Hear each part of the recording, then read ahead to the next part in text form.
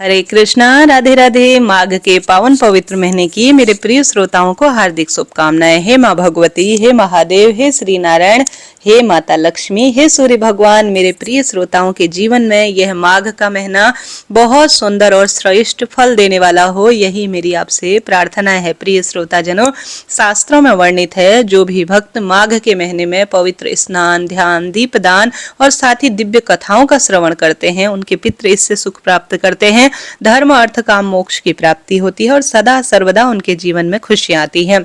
जो स्नान ध्यान करते हैं, नियम लेते हैं, वह तो इन कथाओं का श्रवण करते ही हैं, साथ के साथ अन्य जन भी सुंदर रूप में अपनी इच्छा शक्ति सामर्थ्य अनुसार सरल भाव सच्चे मन से अपनी इच्छा शक्ति यथाशक्ति तथा भक्ति अनुसार इन कथाओं का श्रवण जरूर जरूर से करते हैं। इसका लाभ तो मिलता ही है। तो आइए आरंभ करते हैं इन कथाओं का श्रवण करना। हालांकि कई कई लोग तुलसी माता के समक्ष बैठकर इन कथा को सुनते हैं, या कई अपने घर के मंदिर में या सामान्य यथाशक्ति तथा भक्ति जिस भी अवस्था में है उस अनुसार अपनी पूजा भक्ति को करते हैं और साथ ही इन कथाओं का रसवादन करते हैं। तो देर न करते हुए सबसे पहले सरल भाषा में अधिकतर क्षेत्र स्थान और शास्त्रों में कहा जाता है कि इन 8 कथाओं को सुनना चाहिए। इन कथाओं में गणेश जी की कथा, तुलसी माता की कथा, सूर्य भगवान की कथा, धर्मराज जी की कथा और पीपल पथवारी की कथा का वर्णन मिलता है।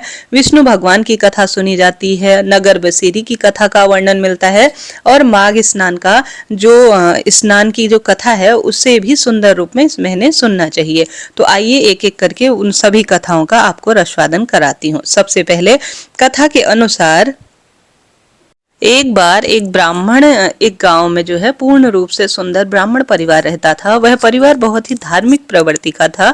सभी लोग पूजा पाठ करते थे और सदा भगवान की सेवा में व्यस्त रहते थे। ब्राह्मण की 2 बेटियां भी थी, जिसमें से बड़ी बेटी का नाम संतोषी था। एक दिन संतोषी गांव में कुएं से पानी लेने के लिए गई। तब संतोषी कुएं में पानी लेने लगी तो उसने देखा कि वहां बहुत सारी औरतें एक साथ इकट्ठा हो गई हैं और वह सभी आपस में कुछ बात कर रही हैं। तब संतोषी ने पूछा कि आप लोग यहाँ क्यों इकट्ठा हुए हैं और किस बात पर यहाँ विचार विमर्श कर रहे हैं।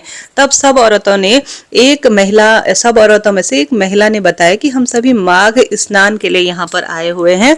इसके बाद ब्राह्मणी हमें कहानी सुनाएंगी, फिर हम तुलसी जी का पूजन करेंगे और सूर्य नारायण भगवान की पूजा भी करेंगे और फिर विष्णु भगवान की पूजा साथ साथ ही करेंगे। संतोषी ने पूछा कि यह सब करने से क्या होता है। तब महिला ने बताया कि यह सब करने से अन्न, धन और पुत्र पौत्र की प्राप्ति होती है, अनंत सुख मिलते हैं और मृत्यु पश्चात मोक्ष स्वयं ही मिल जाते हैं। अब ब्राह्मणी ने गणेश जी महाराज की पहली कथा सुनानी आरंभ की। उन्होंने बताया कि एक बार नगर में एक मालिन रहती थी। उनके पति चल बसे थे। अब उनका एक 4 साल का पुत्र था। उनकी सास बहुत कठोर और दुख देने वाले हृदय की थी। वह बहू को बहुत तकलीफ देती थी। एक दिन सास ने बहू और पोते को घर से निकाल दिया। वे दोनों रोते रोते चले गए और जंगल में जाकर पहुंचे। वहां किसी पेड़ के नीचे बैठ गए। वहां से थोड़ी ही दूर एक गणेश जी का मंदिर था। वहां बहुत सारे लोग गणेश जी के दर्शन करने के लिए आते थे। दर्शन करके गणेश जी को प्रसाद भी चढ़ाते थे और फिर वह सब प्रसाद आपस में और सभी को बांट देते थे। इस प्रसाद से माँ बेटे का गुजारा जैसे तैसे हो रहा था। दोनों गणेश जी की पूजा पाठ में अपना सर्वस्व लुटाकर श्रेष्ठ रूप में गणपति गजानन का पूजन अर्चन किया करते थे। एक दिन उन्होंने सोचा कि क्यों ना हम भी जंगल से फूल लाकर बेचें। वे रोज जंगल से फूल लाकर उनकी माला बनाकर बेचने लगे। साथ में पूजा सामग्री और प्रसाद भी बेचने लग गए, जिससे उनको थोड़ा थोड़ा आमदनी होने लगी। गणेश जी की कृपा से आमदनी बढ़ने लगी। जल्दी ही उन्होंने एक मकान और छोटी सी दुकान खरीद ली। एक राजा की लड़की मंदिर में रोज पूजा करने आती थी। मालिन के बेटे को देखकर राजकुमारी उस पर मोहित हो गई और उसने विवाह करने का मन बना लिया और सोचने लगी। उसने अपनी भाभी से अपने मन की बात कही। भाभी अनुभवी थी। उसने कहा, यह तो मालिन का बेटा है और तुम एक राजा की बेटी हो। यदि तुमसे इसका विवाह हो जाएगा तो तुम्हारी घोर बेइज्जती होगी। पर राजकुमारी अपनी बात पर अड़ी रही। उसने कहा, मैंने प्रतिज्ञा कर ली है कि उसी से विवाह करूंगी। भाभी ने घर जाकर सारी बात राजा को बता दी। राजा ने मना किया और विवाह के लिए जो है मना नहीं किया और विवाह के लिए वह तैयार हो गया। बड़ी धूमधाम से जो है उस राजा की बेटी का विवाह मालिन के बेटे से हो गया। मालिन ने सबसे पहले बहू बेटे को गणेश जी के मंदिर लेकर आई, पूजा पाठ कराया और गणेश जी से आशीर्वाद दिलवाया। इसके बाद पूरे नगर में यह बात फैल गई कि गणेश जी महाराज की पूजा पाठ करने से पुत्र पौत्र में वृद्धि होती है, दुख दारिद्रता का अंत होता है और जीवन में आई हुई सभी दुख कष्ट परेशानियों का निदान स्वयं ही हो जाता है। यह बात सुनते ही नगर के सभी लोग मंदिर में आए। मालिन और उसके बेटे की खूब बिक्री हुई, खूब बिक्री बढ़ते बढ़ते उनकी दुकान कारोबार फैलने लगा। उधर उसकी सास के बुरे दिन आ गए, अन्नदाता उससे रूठ गए और भूखों की तरह वह मरने लगी। एक दिन वह रोती धोती उसी गणेश जी के मंदिर में आई। वहां वह मालिन के बेटे से बोली, मैं भूखी हूँ, मुझे रोटी कपड़ा दे दो, इसके बदले में तुम्हें तुम्हारा सारा काम कर दूंगी। लड़के को दया आई और उसे काम पर रख लिया। उसने अपनी दादी को नहीं पहचाना। जब मालिन घर आई तो उसने सास को पहचान लिया। वह सास से बोली, सासू जी आप कैसे हो? सास ने पोते की तरफ इशारा कर कर कहा, मेरी इस सेठ के यहाँ नौकरी लग गई है। बहू बोली, यह आपका पोता है और यह घर भी आपका ही है, यह दुकान भी आपकी ही है। जब आपने हमें घर से निकाला ना, तब गणेश जी ने ही हमारी रक्षा की। बहू की बात सुनकर सास बोली, मेरी करनी मैंने भोग ली है। बहू बोली, सासू जी अब आप हमारे यहाँ रहो और पोते का सुख देखो। हे गणेश जी महाराज, जैसे सुख आपने उस मालिन को दिए और उसके सभी दुखों को दूर कर दिया और हमेशा ही उसकी रक्षा की, जो भी इस कथा को सुने और गणेश जी महाराज की पूजा अर्चना करे, उसके जीवन में खूब खुशियों का संचार करना। बोले गणेश जी महाराज की जय। प्रिय श्रोताजनों, तुलसी माता कथा अनुसार एक बुढ़िया माई थी, तुलसी जी की सेवा करती थी, तुलसी जी को जल सींचती थी, दिया लगाती थी, पूजा पाठ करती थी, खूब दान पुण्य में मन लगाती थी। तुलसी जी को रोज सींचते सींचते कहती, तुलसी माई बहू दे, पीताम्बर की धोती दे, मीठा मीठा गाज दे, बैकुंठ का वास दे, चटक की चाल दे, पटक सी मौत दे, चंदन का काठ दे, अच्छा सा राज दे, दाल भात का भोजन दे, 11 की मौत दे, कृष्ण जी का कान्हा दे। तब तुलसी माता यह सुनकर रोज सूखने लगी। तो भगवान ने पूछा कि हे तुलसी, तुम रोज क्यों सूखे जा रही हो? तुलसी माता ने कहा, मेरे मन की बात मत पूछो। तब भगवान ने कहा कि अगर बात मैं नहीं पूछूंगा तो कौन पूछेगा? तब तुलसी माता ने कहा, एक बुढ़िया रोज आती है और यही बात कह के जाती है, परंतु सब कुछ तो उसको दे दो, पर कृष्ण जी का कांधा उसे मृत्यु के समय कहां से दो? तो भगवान कृष्ण बोले, जब वह मरेगी ना, तब मैं उसे कांधा देने स्वयं ही आ जाऊंगा, तुम बुढ़िया माई से कह देना। बाद में बुढ़िया माई मर गई। सारे लोग उसको ले जाने लगे, बुढ़िया माई को ले जाने लगे, परंतु बुढ़िया माई इतनी भारी हो गई कि किसी से भी नहीं उठी। सबने कहा कि वैसे तो इतनी पूजा पाठ करती है, पाप नष्ट होने की माला भी फेरती है, फिर भी यह इतनी भारी कैसे हो गई? तब बूढ़े ब्राह्मण के वेश में भगवान श्री कृष्ण आए और सबसे पूछा कि यह भीड़ क्यों लगी है? तब एक आदमी ने कहा, बुढ़िया माई मर गई है, पापिन थी, इसलिए किसी से भी नहीं उठ रही है। तब भगवान श्री कृष्ण ने कहा कि मुझे इसके कान में एक बात कहने दो, वह उठ जाएगी। तब भगवान ने उसके कान के पास जाकर कहा, बुढ़िया माई मन की निकाल ले, पीताम्बर की धोती ले ले, मीठा मीठा घास ले ले, बैकुंठ का वास ले ले, चटक की चाल ले ले, चंदन की काठ ले ले, झालर की झनकार ले ले, दाल भात का भोजन ले ले और कृष्ण जी का अब कांधा ले ले। फिर यह बात सुनकर बुढ़िया माई हल्की हो गई और भगवान जी उसे अपने कंधे में लेकर गए। आखिर में उसे मुक्ति मिल गई। हे तुलसी माता, जैसे बुढ़िया माई की मुक्ति आपने दिलवाई ना, उसी तरह से जो भी इस कथा को कहे, हुंकारा भरे, उन सभी भक्तों को मुक्त करना और उनको बैकुंठ का वास जरूर से दिलाना। जय जय तुलसी मैया। अब सुनते हैं सूर्य नारायण भी कथा अनुसार। एक ब्राह्मण था, वह भगवान सूर्य नारायण का पूजन करता था, भगवान सूर्य नारायण को जल चढ़ाता और पूजा आराधना करता। सारे दिन भगवान श्री नारायण के और सूर्य नारायण के ध्यान में मग्न रहता था और ज्यादा कुछ काम इत्यादि भी नहीं किया करता था, उसे काम आता भी नहीं था।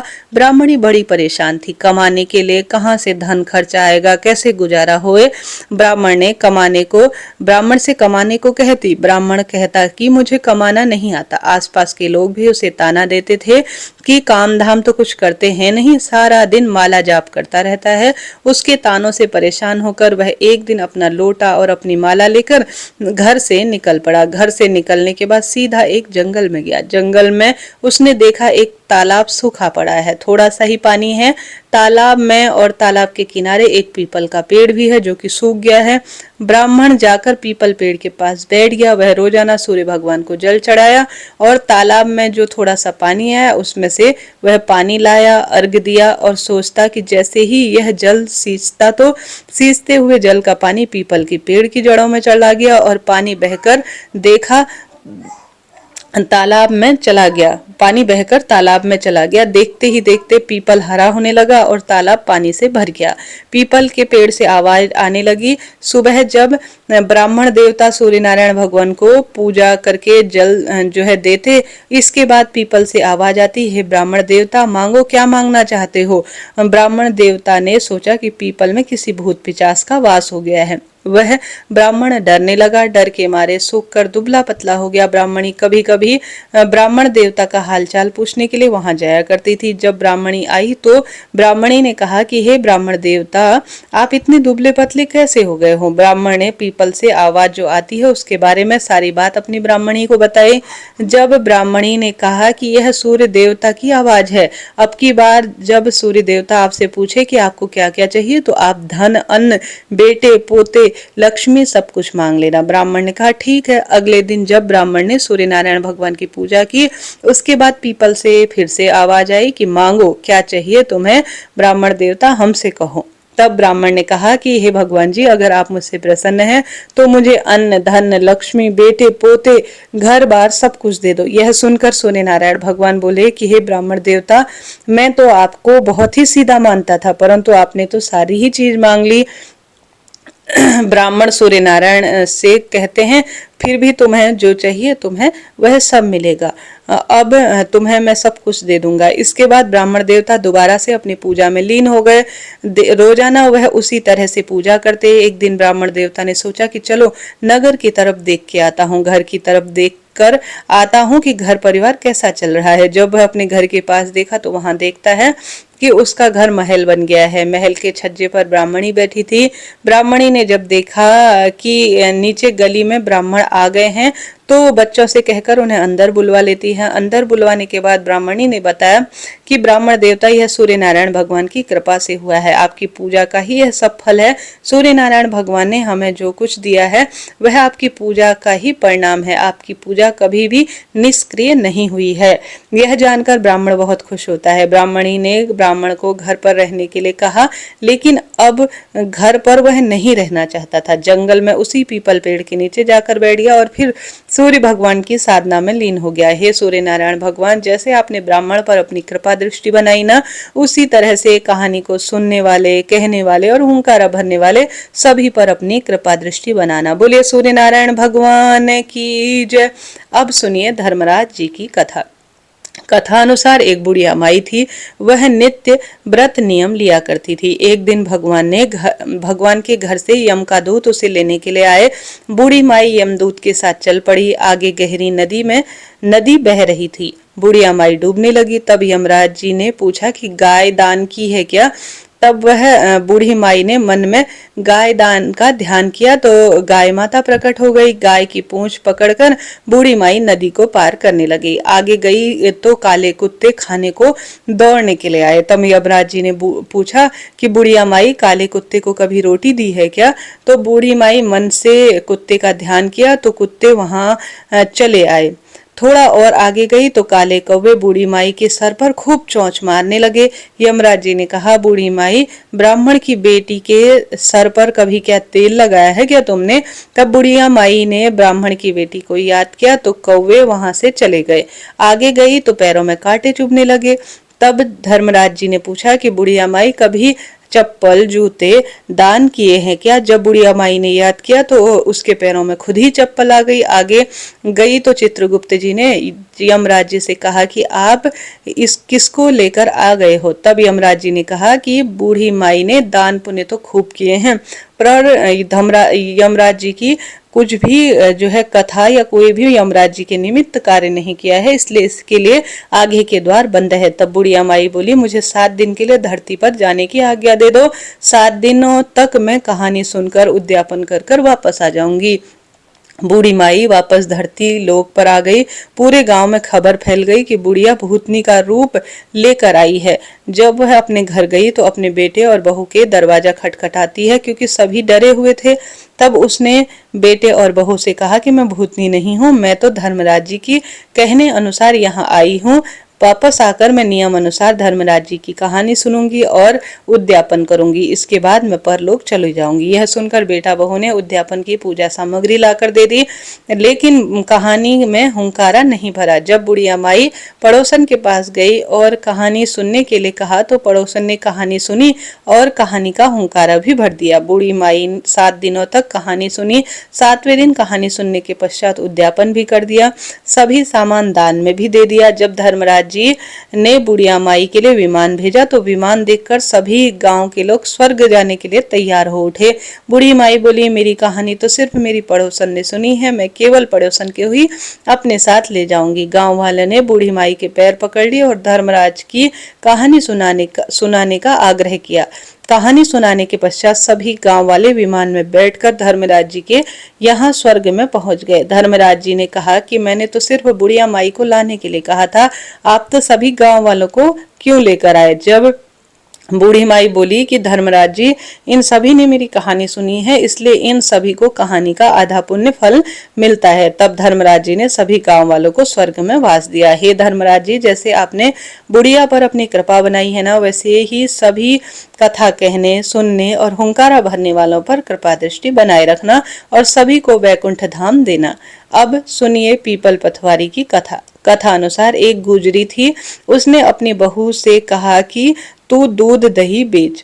तो वह दूध दही बेचने के लिए चल पड़ी। रास्ते में उसने देखा कि बहुत सारी औरतें पीपल सींच रही है, तो वह भी वहां पर बैठ गई और औरतों से पूछने लगी कि यह तुम क्या कर रही हो। तो औरतें बोली कि हम पीपल पथवारी सींच रहे हैं। उसने पूछा कि इससे क्या होता है। तब औरतों ने जवाब दिया कि इस कार्य को करने से अन्न और धन के भंडार भर जाते हैं, जो बरसों से बिछड़ा हुआ है वह मिल जाता है।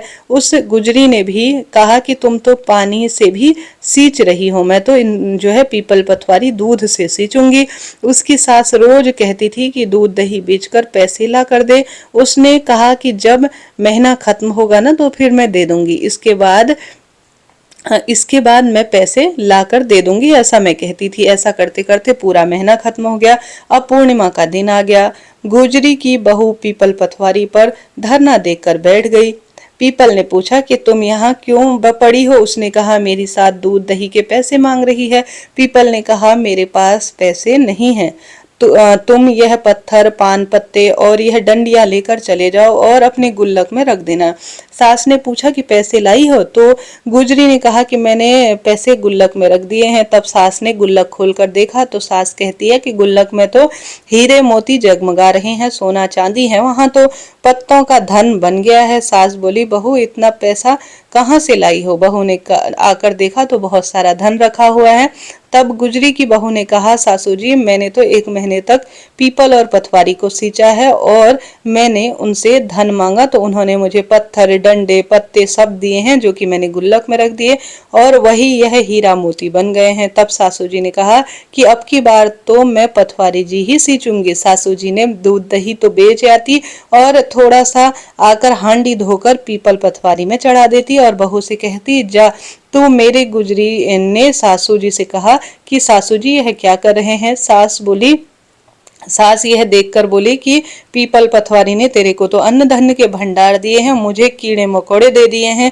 तब सब लोगों ने कहा, बहू तो बड़े मन से कोई भी कार्य करती थी, नाम जप हो, पीपल पथवारी पूजा हो, ये भगवान की पूजा हो, परंतु सासू जी ने तो धन की भूख और लालच से पीपल पथवारी सींची है। इसलिए हे पथवारी माता, जैसे सास बहू को दिया वैसे सबको देना, जैसे सासू जी को दिया वैसे किसी को मत देना। हे पीपल पथवारी, सब पर अपनी कृपा दृष्टि बनवाए रखना। अब सुनिए विष्णु भगवान की कथा। कथा अनुसार एक सेठ सेठानी थे। सेठानी भगवान विष्णु की पूजा करती थी, लेकिन सेठ जी को अच्छा नहीं लगता था। सेठ ने सेठानी को घर से निकाल दिया। चलते चलते जंगल में जाकर वह पहुंच गई, जहां 4 आदमी मिट्टी खोद रहे थे। सेठानी ने जाकर पूछा कि भाई, मुझे कोई नौकरी पर जो है रख लो, मुझे नौकरी दे दो। उन्होंने उसे नौकरी पर रख लिया। मिट्टी ने से सेठानी के हाथों में छाले पड़ गए और सिर के बाल भी उड़ने लगे। वह आदमी बोले, बहन तुम अच्छे घर की लगती हो, इसलिए तुम मिट्टी खोदने का काम मत करो, तुम हमारे घर में जाकर काम किया करो। वह उसे अपने घर पर ले गए और रोज 4 मुट्ठी अनाज लेकर देते थे, चारों बांट कर खाते थे। सेठानी बोली कि कल से 8 मुट्ठी अनाज लेकर आना। अगले दिन 8 मुट्ठी अनाज लेकर आई। सेठानी पड़ोसन के घर में आग लेकर आई और भोजन बनाया और भगवान विष्णु को भोजन लगाया और वह फिर सबको भोजन परोसी। भाई बोले, बहन भोजन तो बहुत स्वादिष्ट है। बहन बोली कि भगवान का जूठा है तो स्वाद तो लगेगा ही। उधर सेठ भूखा मरने लगा। तब बोले कि सेठानी के भाग से खाया करता था। सेठ सेठानी को ढूंढने के लिए जंगल निकल पड़ा। ढूंढते ढूंढते वह भी उसी जंगल में आ गया। वहां उसने उन्हीं 4 आदमियों को मिट्टी खोदते हुए देखा। उसने कहा कि भाई मुझे भी नौकरी पर रख लो। वह बोले कि हाँ भाई तू भी मिट्टी खोद ले। वह मिट्टी खोदने लगा तो उसके भी हाथ में छाले पड़ने लगे और साल के बाल अर्थात माथे के बाल भी जाने लगे। वह आदमी बोले कि भाई तुम भी अच्छे घर के लगते हो, तुम मिट्टी मत खोदो, तुम हमारे घर का अंदर का काम कर दिया करो। वह उसे अपने घर लेकर आए। वहां जाकर सेठ ने सेठानी को पहचान लिया, लेकिन सेठ जी ने नहीं पहचाना क्योंकि वह घूंघट में रहती थी। सेठानी ने भोजन बनाया, भगवान विष्णु को भोग लगाया और उसके बाद भोजन परोसा। जब सेठ जी की थाली परोसने लगे तो भगवान विष्णु ने हाथ पकड़ लिया। भाई बोले, बहन यह क्या कर रही हो? बहन बोली, भाई मैं तो कुछ भी नहीं कर रही, मेरा तो भगवान विष्णु ने हाथ पकड़ लिया। भाई बोले, हमें भी अपने भगवान के दर्शन कराओ ना। सेठ जी ने भगवान से प्रार्थना करी। भगवान विष्णु ने सबको दर्शन दिए। सेठ ने सेठानी से माफी मांगी। भाई ने बहन को बहुत सारा धन देकर विदा किया। सेठ सेठानी दोनों मिलकर भगवान विष्णु की पूजा करने लगे। उनके घर में अन्न और धन के भंडार भर गए। हे भगवान विष्णु, हे माता लक्ष्मी, जैसे आपने सेठ सेठानी पर अपनी कृपा बनाई वैसे ही इस कथा को कहने, सुनने और हुंकारा भरने वालों पर कृपा दृष्टि बनाए रखना। बोलिए भगवान विष्णु की जय। जय श्री नारायण। और अब सुनते हैं नगर बसेरे की कथा। कथा अनुसार एक जाट था और एक बाट था। दोनों गहरे दोस्त थे। जाट चला अपनी बहन के घर, भाट चला अपने सासरे। रास्ते में कुएं की पाल पर दोनों बैठ गए। ठाट बोला, नगर बसेरा कर ले। भाट बोला, मैं तो ससुराल जा रहा हूँ, खूब खातिरदारी होगी, तू ही अपने टाट कुएं की पाल पर बैठकर 1 घंटे पानी पी ले और हाथ में थोड़े से चावल के दाने लेकर नगर बसेरे की कथा सुन ले।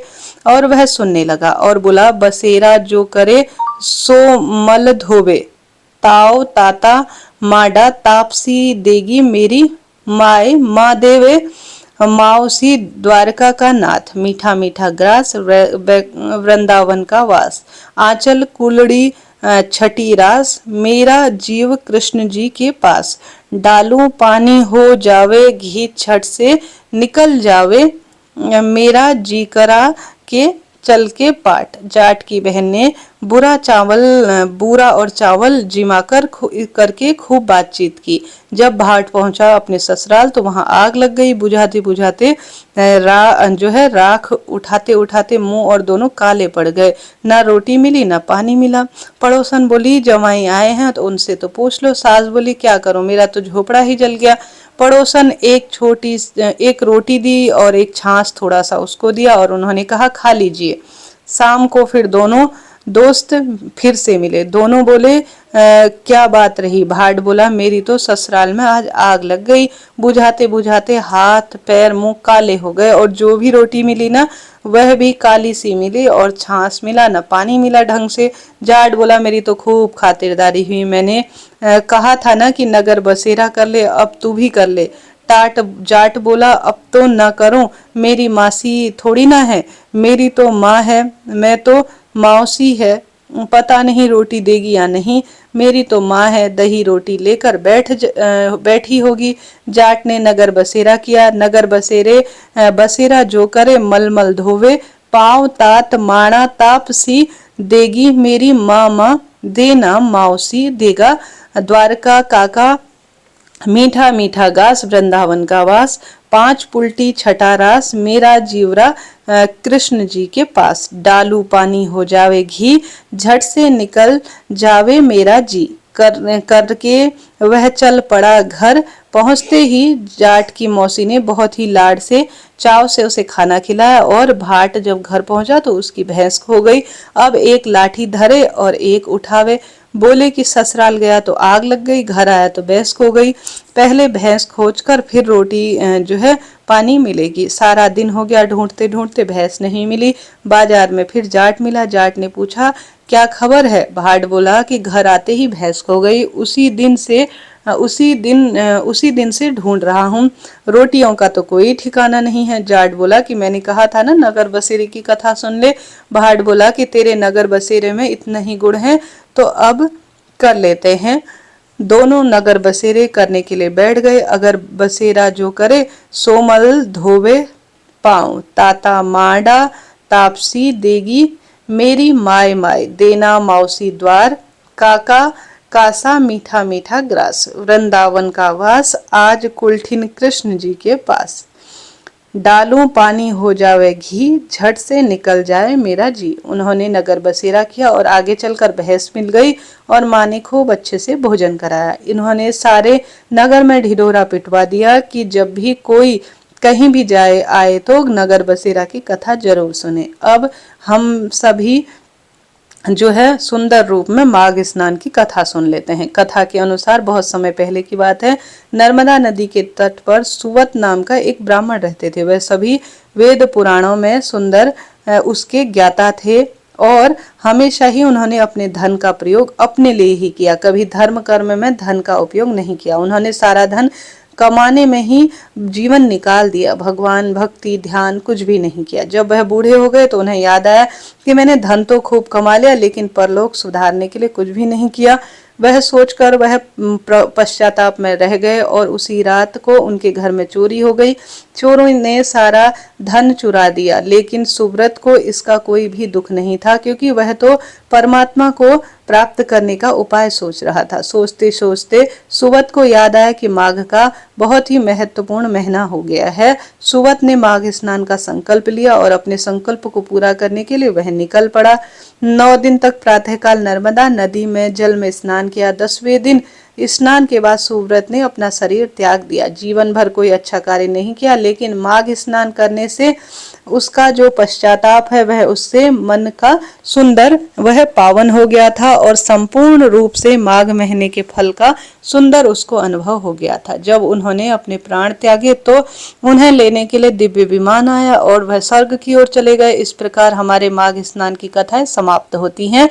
अगर आप माघ स्नान कर रहे तो आप सभी को यह कहानियां जरूर सुने ताकि आपको माघ स्नान का पूरा फल प्राप्त हो। अगर आप स्नान नहीं भी कर रहे हैं तो इन कथाओं का श्रवण करने का प्रयत्न करें ताकि हमें भी वैकुंठ धाम प्राप्त हो और जीवन की सभी प्रकार के सुखों का अनुभव हो और दुखों को जो है निवारण हो। दोस्तों अगर आपको मेरी यह वीडियो मेरी मेहनत पसंद आई तो वीडियो अच्छी लगी हो तो लाइक करें, शेयर करें और कमेंट्स बॉक्स में जरूर बताएं। और साथ के साथ कमेंट्स बॉक्स में श्री हरि विष्णु भगवान का नाम लिखना मत भूलिएगा। साथ ही आप सभी को इस चैनल को सब्सक्राइब भी करना चाहिए। साथ ही पास में आपको बेल आइकॉन दिख रहा होगा ताकि आप इसे जो है सब्सक्राइब करेंगे तो सुंदर रूप में उसे भी दबाइएगा ताकि आपको इस चैनल की पूजा पाठ और साथ के साथ निजी जीवन से जुड़ी हुई सभी समस्याओं का समाधान हो और श्रेष्ठ ज्योतिष अनुसार आपको जानकारी मिले। अभी के लिए इतना ही। हरे कृष्णा हरे रामा। आप कमेंट्स बॉक्स में भगवान का सुमिरन कीजिएगा। राधे राधे।